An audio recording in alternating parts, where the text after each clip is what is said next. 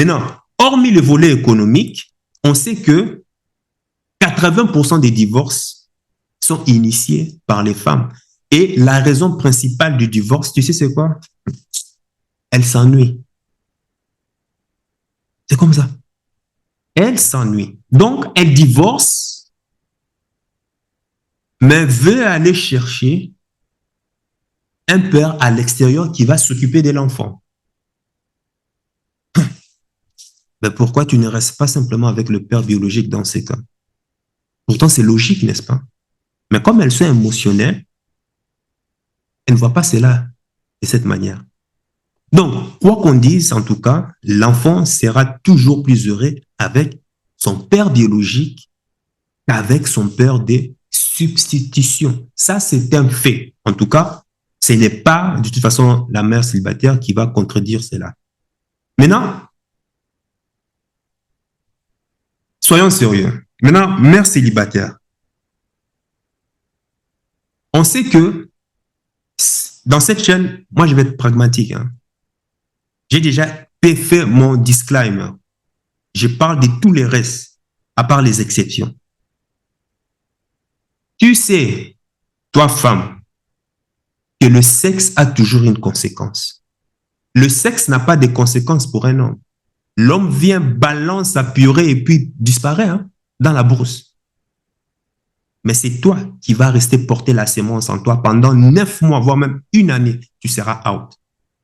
C'est toi qui auras des transformations psychologiques, physiologiques, mentales. À vouloir porter une sémence peut-être d'un homme avec qui tu ne sais même pas s'il restera engagé ou pas. Donc, quand on sait déjà que le sexe déjà a une conséquence, et à plus forte raison, tu acceptes, tu décides de porter une sémence dont tu n'es pas sûr si le père sera engagé, désolé, tu es responsable. Tu es responsable du choix du partenaire parce que c'est toi qui contrôles l'accès au sexe. Et à plus forte raison d'accepter de porter un enfant d'un homme dont tu sais déjà, dont tu voyais déjà les signes que cet homme-là, faire un enfant avec lui, ça sera dangereux. Mais tu as quand même décidé de le faire. Donc, tu es responsable de ça. Alors, venir me sortir l'excuse bidon d'accident, de grossesse ou quoi que ce soit, ça c'est du ramassis de conneries qu'elles font avaler aux hommes déconstruits. Sur cette chaîne, on ne se laisse pas manipuler pour ça.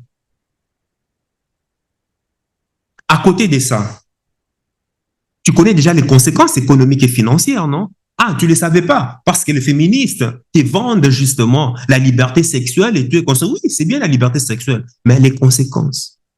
Mais non, elles ne veulent pas ça, elles veulent que, ah non, de toute façon, c'était une relation consentie, on l'a fait à deux, bullshit. Bullshit. Tu es responsable. Tu l'as fait à deux, alors tu vis en Occident où il y a les contraceptions, quand tu n'as pas lisé ces méthodes de contraception. Les préservatifs, que ce soit masculin ou féminin, qu'est-ce que tu en as fait de ça? Les stérilés, un qu'on vous fout parfois ici ou là, je ne sais pas où, tu es consort. La pilule du lendemain, les implants qu'on vous fout dans les trous des chenègues, et tous les anneaux là, à quoi ça sert? Et tu as encore les patchs qu'elles mettent encore, comment on appelle ça, qu'elles mettent à l'épaule. Au pur des cas, il y a des, il y a l'avortement. Bon, l'avortement aussi, bon, ça aussi ses conséquences. Mais bon, ça c'est au pire, hein, au pire des cas. Mais désolé, quoi. Donc, il n'y a pas d'excuse à cela, à ce que moi, il n'y a pas d'excuse. Tu te retrouves avec une mère, tu te retrouves avec un enfant seul, un père qui n'a pas voulu, un homme qui n'a pas voulu s'engager avec toi. Non, c'est la faute de la femme. C'est la faute de la femme. C'est toi qui contrôles l'accès au sexe. Et à plus forte raison, tu décides de porter volontairement pendant 9 mois.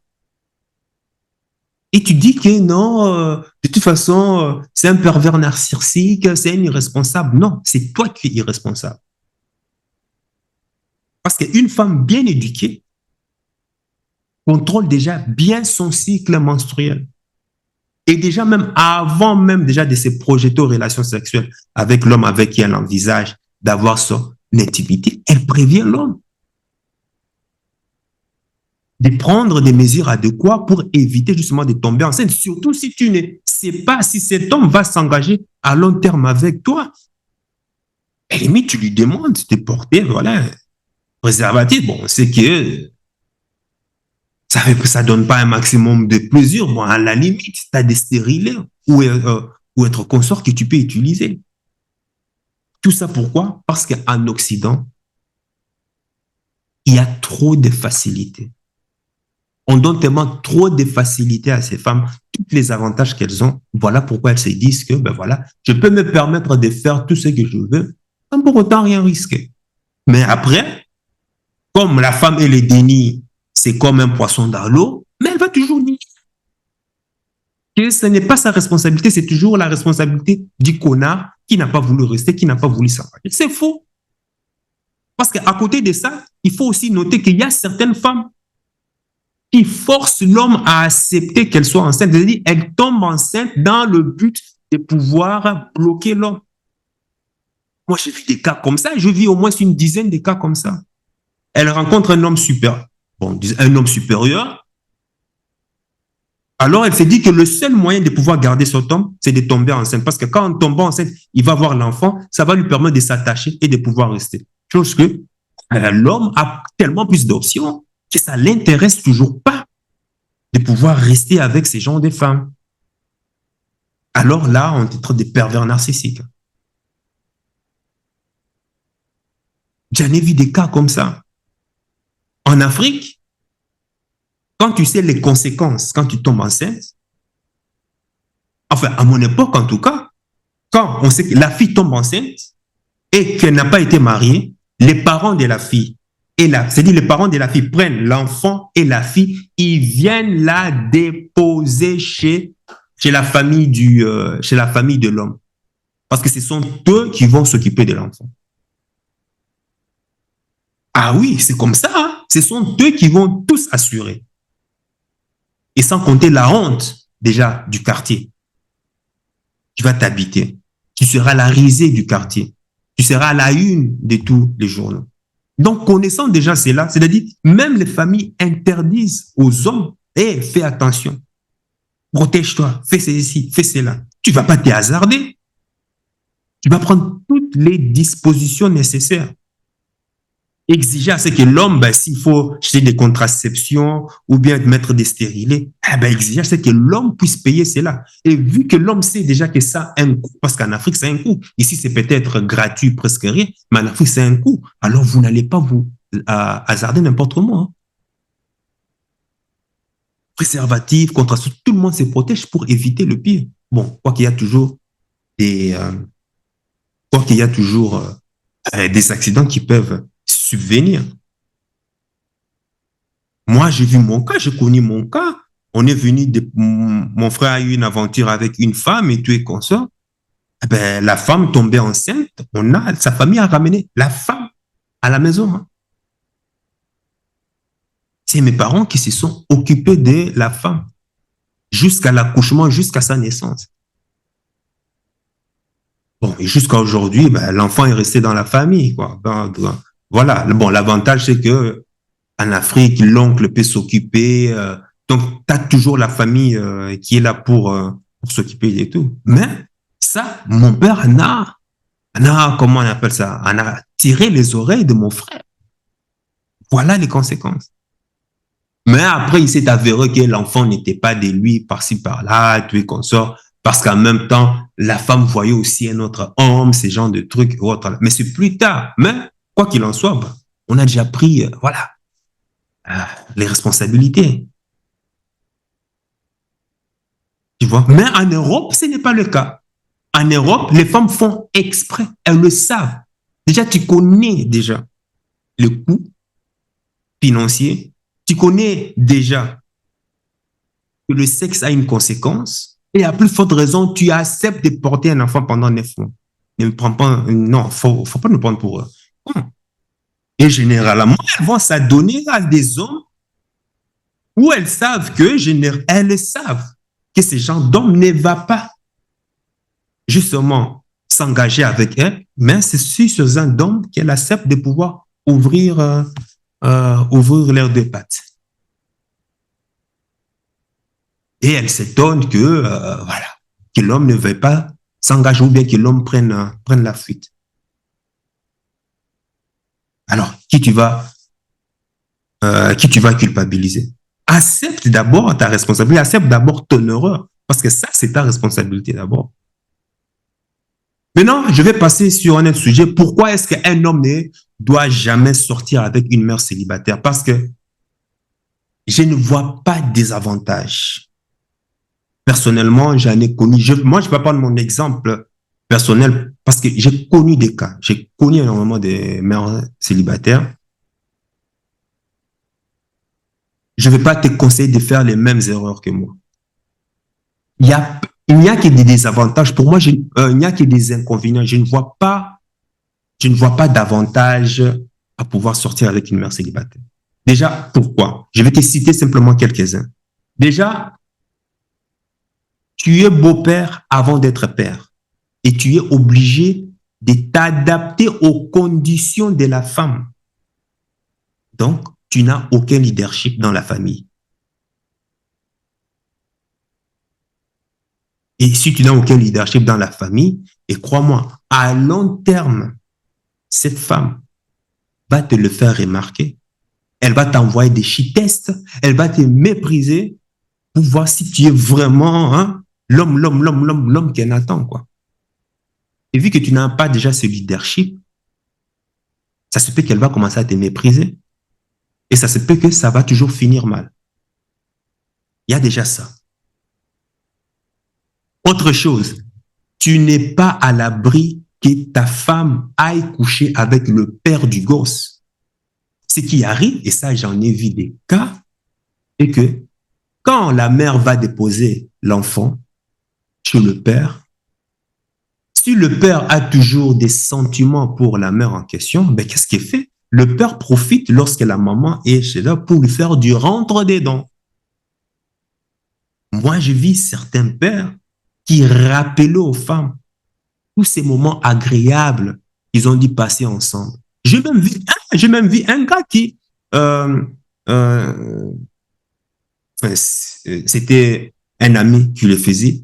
Quand la mère venait, c'est une brésilienne, un mélange, comment on appelle ça? Elle est de Russie, mais de Russie du côté de Kazakh, vers le Kazakh là. Ah, c'est un mélange Kazakh et puis mélange africain.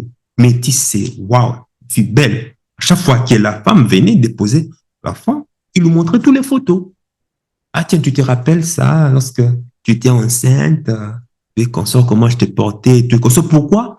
Pour toujours stimuler toutes ces émotions positives, ces émotions agréables et tout et consort. Et en passant, il profitait faire des kinos, des touchés sensuels et tout et consort, en lui rappelant la naissance de l'enfant. Parce que la naissance de l'enfant est un moment qui, où déjà, qui produit énormément d'ocytocine chez la maman. Donc, forcément, ocytocine, lien d'attachement et autres. Il lui explique comment est-ce que la maman était là, le père, lui, il était là pour lui et tout et consort. Et ça génère des émotions positives. Et pendant ce temps, il profite. Kino, escalation, partie intime et autres. On va s'embrasser et puis ça finit, hein, quoi, par des rapports sexuels. Il balance la purée à l'intérieur et puis après, la femme s'en va. Il retourne chez son homme, chez le nouveau, le père adoptif. Probablement, qu'est-ce que d'autres font? Comme c'est des femmes modernes, qu'est-ce qu'elle va faire? Eh ben, il se peut aussi qu'il a peur, vient encore lui donner encore bite. va encore vouloir avoir des rapports avec, tu es consort, il va mélanger toutes les spermes en lui. Voilà, tout ça va se mélanger là. Les gènes vont se mélanger à l'intérieur et puis, voilà. Tu vois comment c'est sale. Et même si elles vont se laver, tout et consort, on sait que quand tu viens d'avoir des rapports, le sperme reste dans ton corps pendant 7 jours. Et dans les 7 jours, forcément, l'homme aura envie de pouvoir avoir des rapports. Et tu vas mélanger ces liens, tu ne sauras même pas. Et imagine que tu tombes enceinte après. C'est du nouveau ou bien c'est de l'ancien père? Tu vois comment c'est sale. Parce qu'il faut savoir qu'à partir du moment où un homme a un enfant d'une femme, l'homme en question maîtrise déjà 50% de son esprit. Si cet homme est un vrai manipulateur, un vrai séducteur, dans 80% des cas, à chaque fois qu'il voit la mère de son fils à l'extérieur, il y a possibilité d'avoir des rapports sexuels. Et ça, les femmes ne le comprennent pas. Pourquoi? Parce que ce sont des êtres émotionnels. Il faut être homme au sens propre homme pour comprendre cette logique et pouvoir éviter de tomber dans ces pièges. L'autre point est que les meilleures années de la femme ont été consommées par un autre homme à qui elle a décidé de lui faire un enfant. Donc, alors, toi, tu viens simplement vers la fin de la trentaine, hein, enfin non, oui, la fin de la vingtaine, début de la trentaine, à partir du moment où son SMV est sur la pente descendante. SMV, Sexual Market Value, va regarder ça ici. La période où sa fertilité est en chute libre. Et toi, maintenant, tu dois assumer la responsabilité, en plus d'un enfant, qui n'est pas le tien. Parce que malheureusement, on dit que, on a vu les statistiques, que l'âge moyen où la femme commence à avoir un enfant, c'est à partir de 31 ans.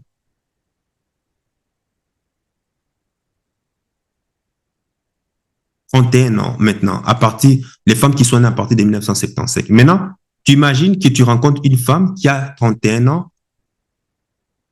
Hein? Imagine, tu as une femme qui a 31 ans et qu'elle a eu, en général, les enfants, bon, elles ont des enfants dans la 25 ans, en général, c'est 25 ans. Avant, c'était 22 ans. Hein? Maintenant, après, c'est monté 23, 25. Elles font des mauvais choix hein, parce qu'elles voulaient généralement, comme elles se disent qu'elles sont belles, elles sont attirées par tous les hommes des grandes valeurs et autres qui ne veulent que d'elles que pour profiter de leur corps, hein, bien sûr, c'est tout. Et puis elles tombent enceintes et puis bah, voilà, on lui fout en cloque et puis personne ne veut assumer rester avec et voilà. Tu te retrouves là en train de tourner en rond et tu es consort et tu commences à pleurer, quoi. Et maintenant, toi, tu viens plus tard rencontrer ces genres de femmes. Il se pourrait même que lorsqu'elle avait 20 ans, qu'elle n'aurait jamais pu te choisir. Est-ce que tu penses que tu serais vraiment son premier choix lorsqu'elle avait la vingtaine? Pour le savoir, il faut sortir avec une femme d'une vingtaine d'années et voir si tu es son premier choix ou pas.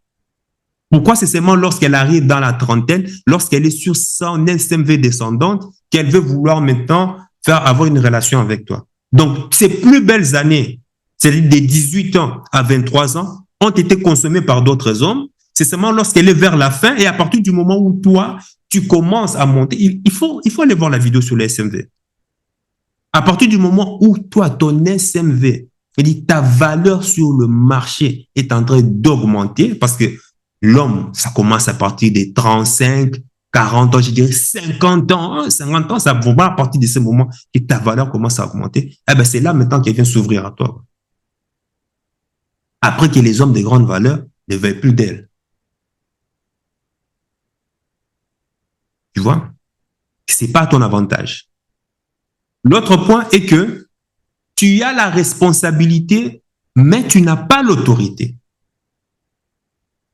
Donc, tu vas faire toutes les bonnes choses comme un daron, mais quand il s'agit de mettre les limites et de donner les bonnes corrections à l'enfant, eh bien là, la femme te sort la phrase de « Ah, Ne parle pas ici à mon enfant, hein. Ok, c'est bon, j'ai mon charge là, hein. Un boubi, hein. Ah non, non, non, là, non, non, non, non, tu n'as pas le droit de parler comme ça à mon enfant, hein. Tu n'as pas le droit de parler comme ça à mon enfant. C'est bon, j'ai mon charge, hein. Et devant l'enfant encore, hein. Mais elle ne se rend pas compte.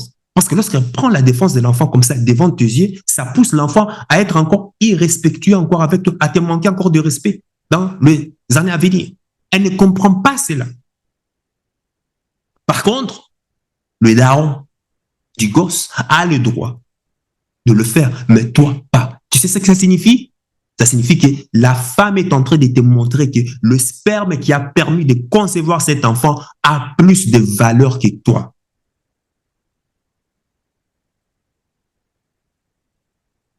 Et sans compter encore la conséquence comme quoi que l'enfant peut te manquer du respect et tu n'auras aucun mot à dire. Alors, que vaut un homme sans valeur? Que vaut un homme sans respect?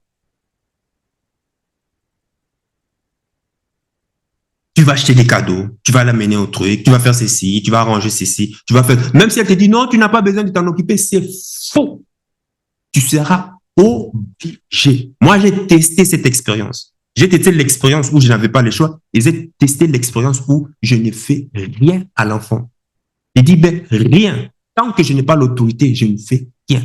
Cadeau, zéro. Truc, zéro. Rien. Tu sais quoi? On me rappelait toujours, oui, tu ne fais pas l'effort pour pouvoir t'acclimater avec l'enfant, par-ci, par-là, tu es consort, c'est toi qui dois faire le premier pas. Hein, j'ai dit, moi, tu vas faire le premier pas.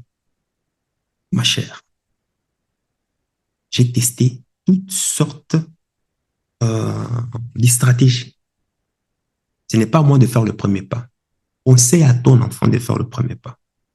Éduque-le à pouvoir faire le premier pas. Tu es en train de choisir la stratégie du moindre effort. C'est facile de le dire. Si c'est moi qui dois faire le premier pas, alors je dois avoir l'autorité. Je dois aussi avoir l'autorité d'imposer les limites comme si c'était mon enfant.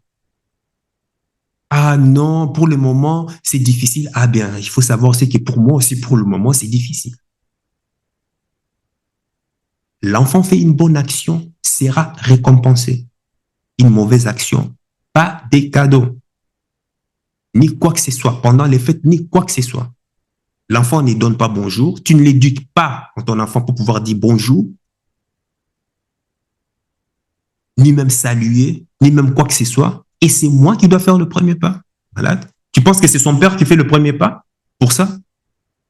Pourquoi? Parce qu'il a l'autorité. Eh bien, moi, sans autorité, jamais. Tu fais ce que tu veux, c'est ton problème, mais moi, jamais. C'est à toi d'éduquer ton enfant. Donc, tu comprends? J'ai tout essayé. Parce que les femmes choisissent beaucoup, parce que c'est plus facile de se protéger. Comme je t'ai dit, le déni font partie de leur nature.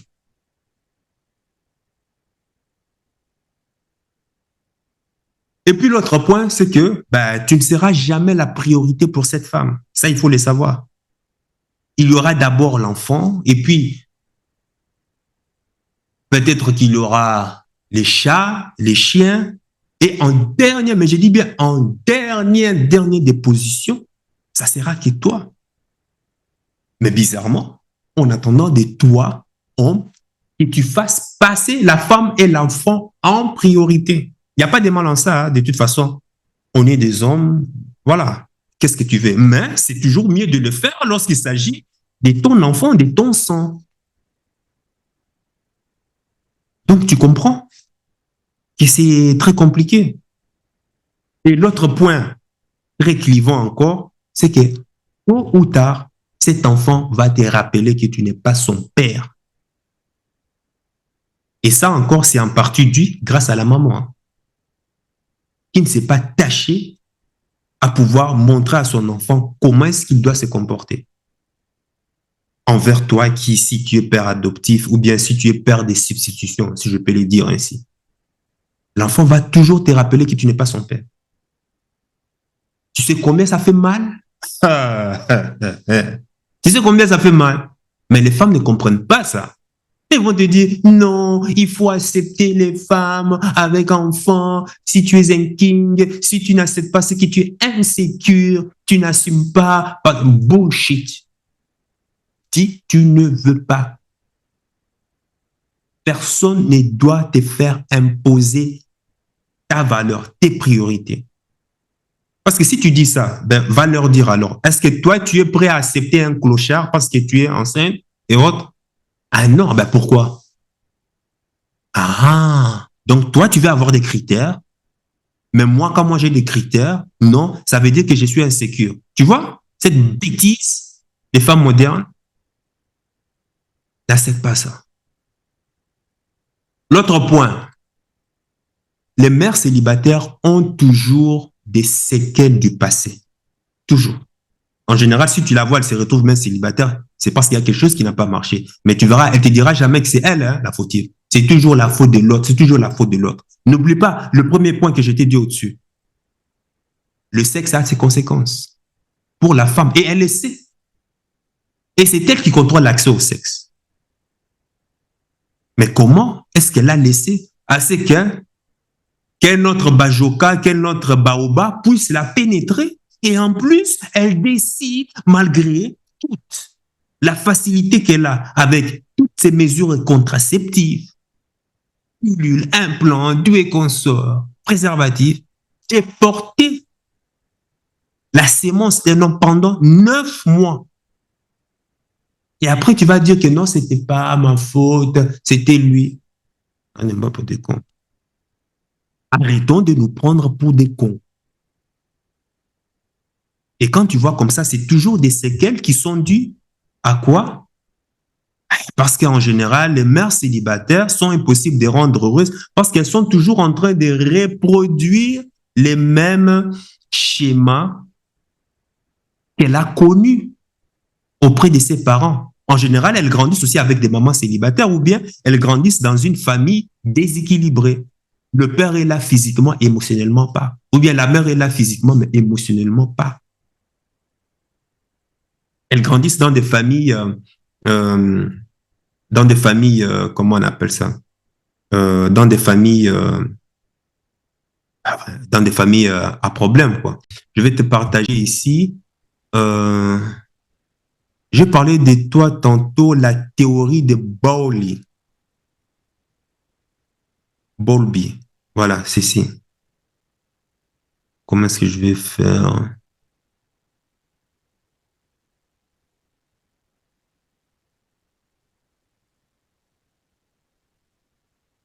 Donc, tu peux voir ici la théorie de l'attachement. La théorie de l'attachement de Bowlby, qui montre qu'il y a 4 phases. Bon, c'est pas le bon, hein, mais je sais pas comment est-ce que je vais choisir. Le modèle d'attachement. Tu vois? On dit que, voilà, on dit qu'en général, tu vois, il y a 4 modèles d'attachement d'un enfant.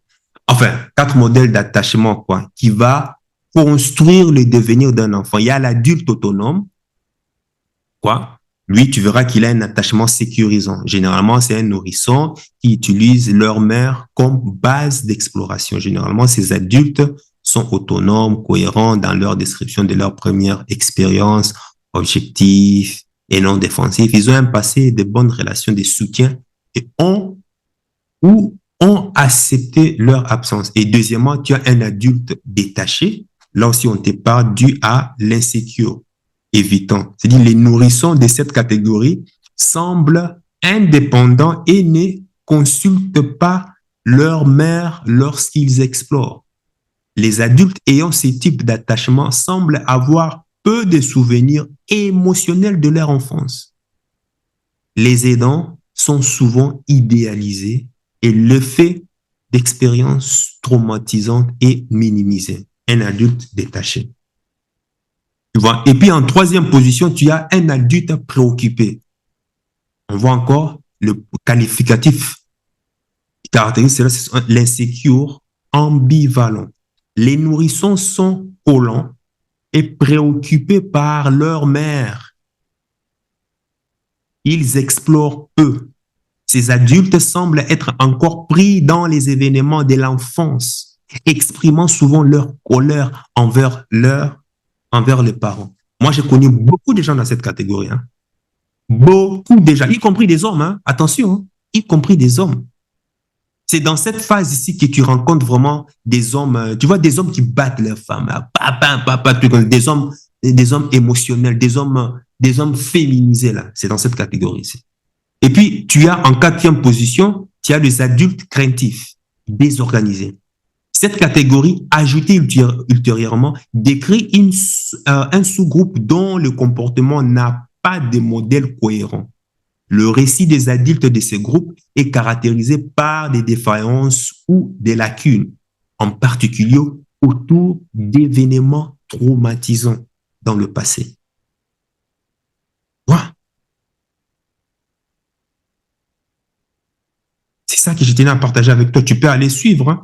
Il y a énormément, bon, ici, il y a aussi, tu vois, relation mère et enfant. Ça aussi, c'est très intéressant.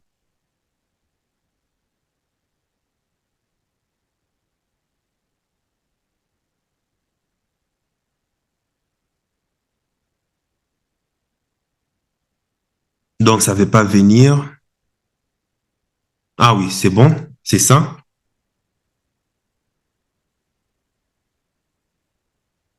Donc, tu peux voir que, euh, voilà, c'est aussi la théorie de l'attachement de Bobby. La théorie de l'attachement renvoie au lien émotionnel entre l'enfant et la personne principale qui s'occupe de lui, souvent sa mère. Ça peut être mère, parent ou tuteur, tutrice, peu importe. Je continue à lire. La façon dont la mère réagit au message de l'enfant revêt une importance décisive, car il apprend à quel point il peut compter sur elle pour le consoler et lui assurer sa sécurité. Tu as la première catégorie où tu as une relation sécurisante. C'est caractérisé par quoi? Ben voilà, une mère qui réagit directement, se montre sensible et stable, maintient l'enfant et tout et consort. Et puis, qu'est-ce que l'enfant à son tour a? Se sent confiant, en sécurité pour explorer son environnement. Et c'est ce que beaucoup de femmes modernes n'arrivent pas à comprendre. Ils ne permettent pas à leurs enfants de pouvoir explorer leur environnement. Donc, et puis quoi encore, on continue, acquiert de la confiance en ses capacités, une lacune de beaucoup de femmes modernes qui n'ont pas beaucoup cette qualité, malheureusement, acquiert de la résistance, acquiert de l'indépendance. En général, ces gens des mères, ce sont des mères qui grandissent qui font grandir leur enfant dans un couple où le père est présent, aussi présent, tu vois. Et en deuxième position, voilà, on te parle d'une relation, voilà, ambivalente, quoi. Qu'est-ce qu'une relation ambivalente? Une mère qui n'est pas cohérente, se montre parfois indifférente, se montre parfois sensible. Bref, tu vois, et qu'est-ce que ça produit? Ben, l'enfant, qu'est-ce que l'enfant fait? Eh ben, l'enfant éprouve du stress en grandissant, ne se sent pas sécurisé, est fâché, se sent abandonné émotionnellement, contrôle difficilement son impulsivité, a un comportement antisocial et agressif. Et puis, qu'est-ce que ça a comme conséquence? Ben, l'enfant ne peut pas, comment on appelle ça? La relation ne peut pas l'aider à subvenir à ses besoins. Tu vois, c'est vraiment un cercle formel. C'est de la mère à l'enfant. L'enfant fait que, ben, voilà, l'enfant ressent, tu vois, la sens, ça a un impact lorsque l'enfant grandit. Je te conseille aussi d'aller suivre ça. Tu vois. Et tout ça, ça crée des adultes qu'on a aujourd'hui. Donc, c'est ça que je tenais à partager avec toi. Et ce n'est pas fini, hein? Ce n'est pas fini. Et puis, il y a un autre point. Ben, écoute, dans la famille, ce qu'il faut savoir, le père biologique, à l'extérieur, a toujours son mot à dire. Il va arriver que tu veuilles aller en vacances, mais comme il y a, par exemple, une garde alternée et autres, ben, le père biologique peut décider, comme ça, du jour au lendemain, qu'il ne veut pas voir son enfant partir quelque part. Parce que lui, il a besoin de le voir. Et du coup, ça va faire quoi? Ça va t'impacter. Ça va impacter ta vie émotionnelle, ça va impacter ta vie professionnelle, ça va impacter aussi ta vie psychologique. Tu seras obligé de t'adapter aux conditions du père biologique, surtout si c'est un emmerdeur, c'est un chiant.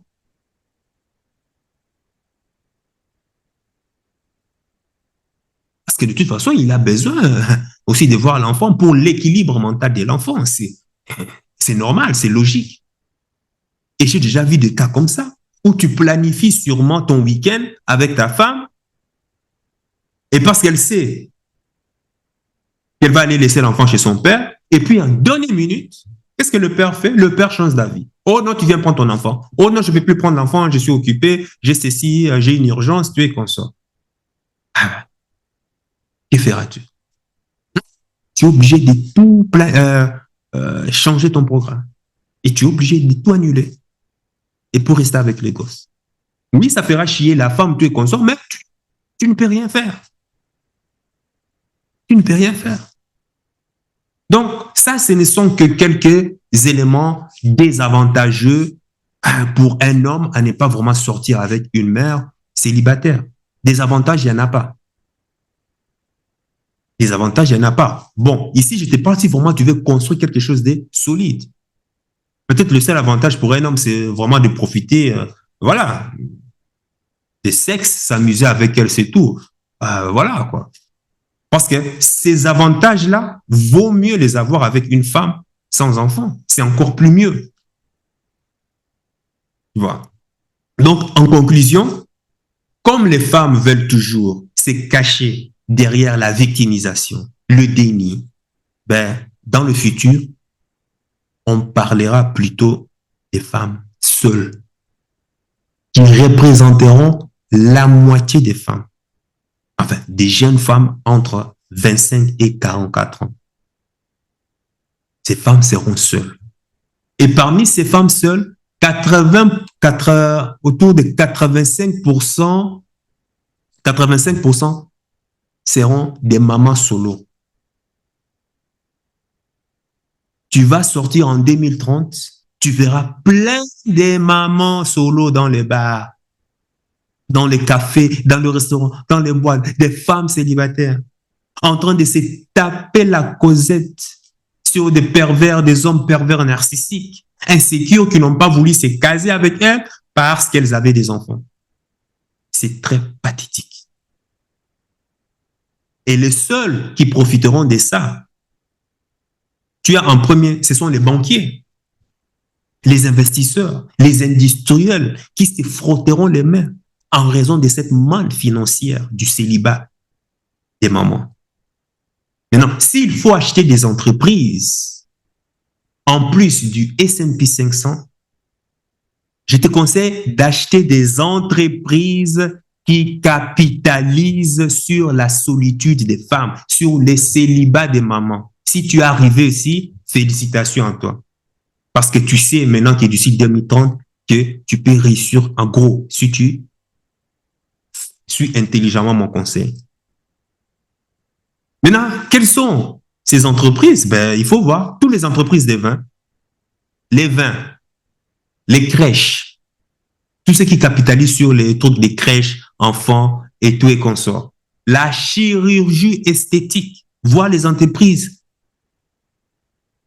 qui ont comme activité la chirurgie esthétique. Forcément, pourquoi? Parce que la mère célibataire, vu qu'elle a peu de valeur sur le marché du célibat, elle voudra forcément rester belle le plus longtemps possible pour faire face à qui? À la femme célibataire sans enfant, pour espérer de trouver un homme, n'est-ce pas? Donc, une mère, donc, tu vois, c'est tout à fait logique qu'elle puisse recourir à la chirurgie pour simuler la fertilité auprès des hommes. Maintenant, une mère, une grande mère, qui a très bien fait son travail de famille, n'a pas peur de vieillir. Pourquoi? Ben parce qu'elle a fait le devoir des transmissions. Elle a ses enfants, leurs petits-enfants, leur famille. Elle a sa tribu. C'est ça qui constitue la stabilité dans la société. Elle n'a pas besoin d'aller dans le bar, dans le boîte de nuit, se faire déglinguer les trous de schneeg en espérant qu'un homme s'engage à ses côtés ou en faisant de la chirurgie esthétique. Ça, c'est la dégénérescence de la mère qui s'est retrouvée célibataire en raison de ses mauvais choix qu'elle a fait dans le passé. La femme qui vit dans une famille stable avec enfants a d'autres centres d'attention et est préoccupée à autre chose. Déjà, la famille, déjà.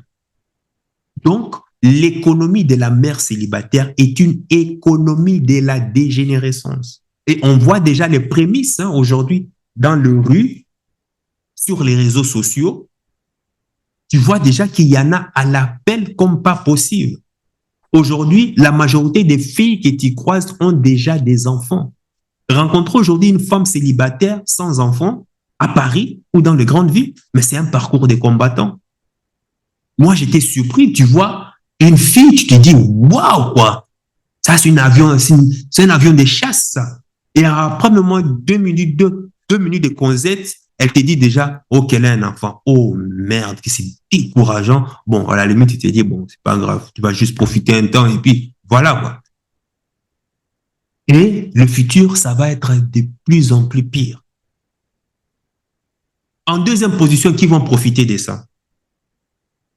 Ceux qui vont profiter de ces fléaux des mères célibataires, ça sera une aubaine pour les hommes qui veulent s'amuser avec ces mères célibataires et qui ne veulent pas construire quelque chose à long terme avec elles. Il y aura beaucoup de femmes disponibles en compétition. Et la mère célibataire, vu qu'en termes de valeur, elle est en dessous de la pyramide, sera obligée de mendier un coup, deux coups de bite par-ci par-là, trois coups de bite par-ci par-là.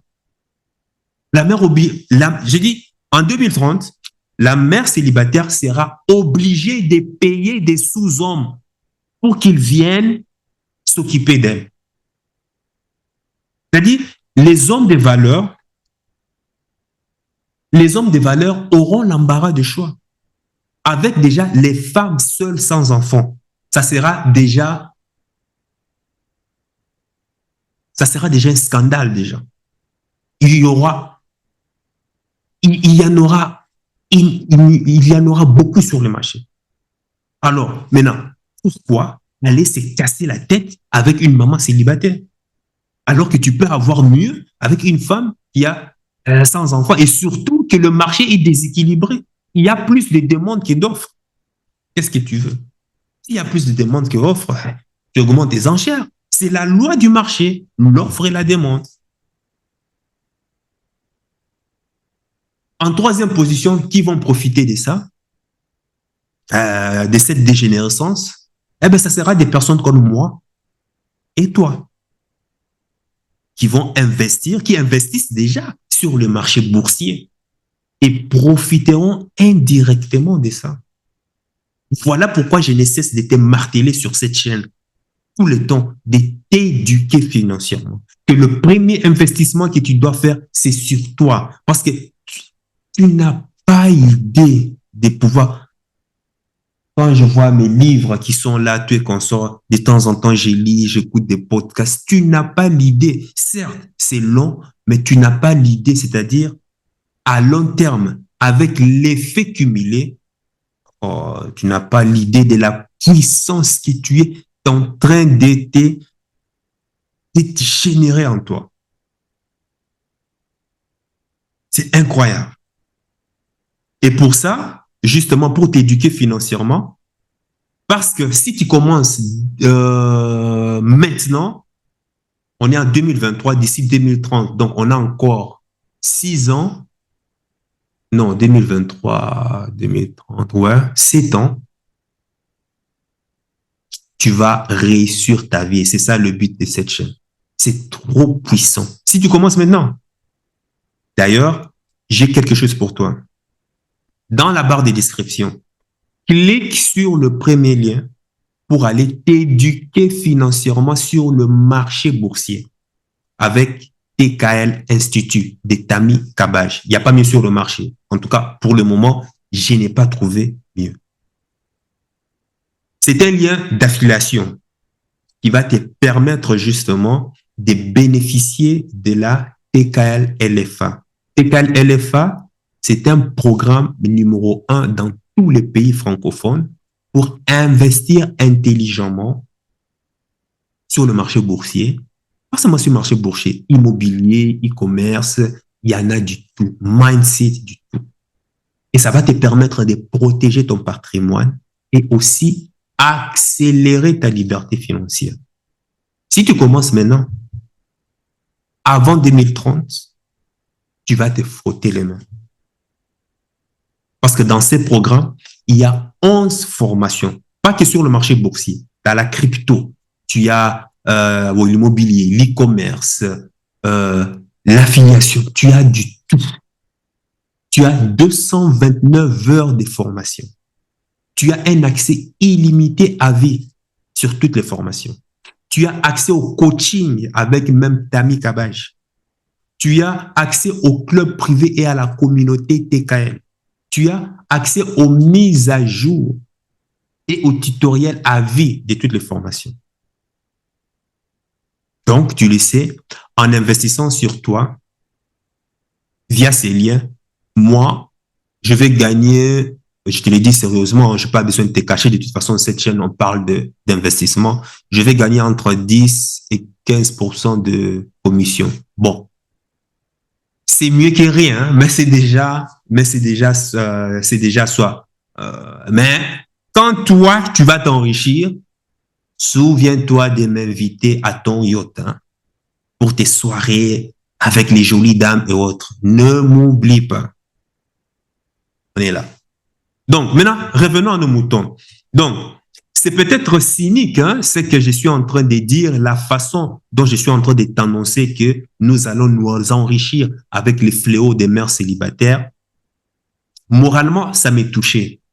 Mais quand je me mettais à expliquer à ces femmes les conséquences à long terme de leur mauvais choix, elles refusaient de comprendre, ni même de faire l'effort de comprendre. Elles ne veulent simplement pas. Elles passent leur temps à décrypter les relations hommes et femmes sur la base des comportements psychologiques, par-ci, par-là, et autres à la con. Maintenant, que dois-je faire? Tu as beau leur raconter du matin au soir du danger du féminisme, elles te traitent de patriarche. Elles te traitent de rétrograde, d'un Africain dominant qui vit encore à l'âge de la pierre taillée, qui ne supporte pas l'émancipation des femmes. Hein, écoute, Michaelis, ici on est à Paris, hein, on s'est battu pour avoir nos droits. Moi, je ne veux pas accepter. Moi, je ne veux pas accepter ce truc-là. Non, c'est impossible. Hein, j'ai le droit d'avoir mon avocat. Ben, si c'est ça que vous voulez, eh ben, tant mieux. Et moi, je croise mes bras pour la manne financière qui m'attend prochainement. Ceci dit, le célibat de mère qui ne cessera que de s'accroître n'est lié qu'à un seul facteur. C'est celui de l'offre et la demande. C'est celui de la loi des marchés. Autant dire que, voilà, après tout, c'est un mal nécessaire. Qu'est-ce que tu veux d'autre? Sur ce, sache que ton cœur sait déjà ce que ton cerveau essaie de comprendre. Suis la voix de ton cœur. Il connaît déjà le chemin. Ciao, ciao.